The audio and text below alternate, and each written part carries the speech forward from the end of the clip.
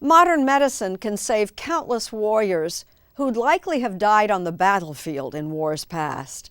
But survival has its price, especially for amputees. David Martin shows us how some are rebuilding their lives with an assist from those who well understand the challenges ahead. I had two choices. One was to sit at home and feel sorry for myself, and the other was to do something with the life that I got. Wounded American veteran and Senator Tammy Duckworth talking heart-to-heart with wounded Ukrainian veteran Alexander Chaika. So I wear the shorts like you do, but I have padding. Here, I'll just show you. She lost both legs 18 years ago in Iraq and knows what lies ahead for him. This is what happens with amputees. We start taking You off always our clothes. compare, yeah. You always compare, yeah. Oh yeah, you're like me. Yeah. Yeah. Traveling with his wife Anna and Olena Nikolayenko of the charitable organization Future for Ukraine, Alex arrived in the U.S. last month to be fitted for a new leg. Come to our office in the morning and we start. By Mike Corcoran. Walking next week. He fitted Duckworth with her prosthetic limbs and is now volunteering to do the same for amputees from Ukraine. We have committed to this project $500,000 of our services because you have to support these people that are fighting for democracy. Before the war started, Alex made his living dancing, tumbling, and teaching. But once Russia invaded Ukraine, he joined the army and was rushed to the front. The country was in danger. There was no thought on my part that I wouldn't join and do the right thing by my country.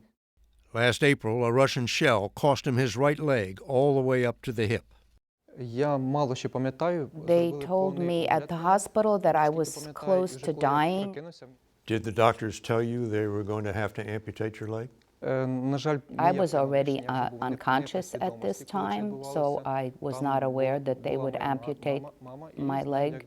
In Ukraine, hospitals are inundated with the wounded, both military and civilian, and medical personnel have not yet developed the expertise to handle extreme amputations.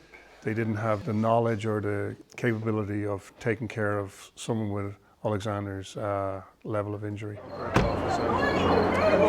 On Alex's first full day in America, he reports to Corcoran's prosthetic clinic to be fitted for a socket for his new leg. Let's keep it just at the top.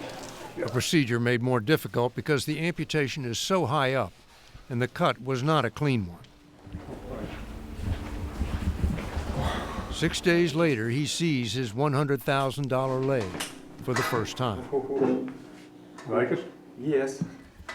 He hasn't stood on two legs since he was wounded. Alex, how does it feel? Я почуваю себе добре. He told that it's magic. He can imagine that he has this leg. Можете сказати. So, left leg first and pop. The next day, he starts learning to walk again. So, always head up, right? His physical fitness gives him an advantage starting over. That's a B+. All the parts are designed to make walking as easy as possible, but it's still a lot of effort. Here we go. It's as high-tech as it comes. It's a microprocessor knee, it's a hydraulic hip joint, and it is exactly what our wounded warriors over here would be receiving. So my technology is a little bit older than what he's got. He's got more modern stuff than I do. But no matter how state-of-the-art the technology, amputees all live with phantom pain in their missing limbs. For me, most of the time, it feels like someone is taking a big nail and hammering it into the bones in my toes with electricity going through it. Zzz, zzz, zzz. Я запитала, власне, чи її все тіло болить, чи... От схоже ситуація. But he feels as if somebody is smashing his foot, tightening it in a vice, and then after that, it's like as if knocking with a hammer. The skin on Alex's stump is already beginning to break down and will need further surgery. This is a process that goes for years. His muscles will atrophy a little, and then at some point you have to make a new socket. The components will last 3 to 5 years, but we could do a new socket in a year. Duckworth has already learned the hard truth of losing a limb in combat. The wounds from war, both the physical ones and the mental ones and the hidden ones, will be with you for the rest of your life. He says, you're the bee's knees. He says, everything that you've been through, you're so inspiring. Very good, that's it. Attitude is everything. If you have the desire, we give you the tools. What do you think of his attitude? Fantastic. Alex and Anna fell in love before the war, married as soon as he came out of intensive care, and planned to have a family in what she shyly calls the nearest time. Are you pregnant now? Ти зараз вагітна? Yes. Congratulations to both of you.